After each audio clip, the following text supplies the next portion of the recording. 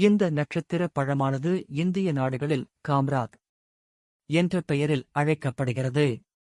தமிழில் விளிம்பிப் பழம் என்று அழைக்கப்படுகிறது. குறிப்பாக நார்ச்சத்து இதில் சற்று அதிகம். நார்ச்சத்து அதிகமிருப்பதால் நம் உடலில் செரிமான சக்தியை மேம்படுத்துகிறது.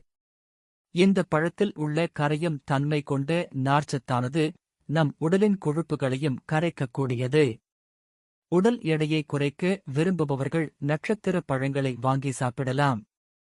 இரும்புச்சத்து, ஜிங்க், மேங்கனீஸ், பொட்டாசியம் மற்றும் பாஸ்பரஸ் போன்ற சத்துக்கள் நிரம்பியுள்ள நட்சத்திர பழங்கள் நம் நோய் எதிர்ப்பு சக்தியை வலுப்படுத்தும்.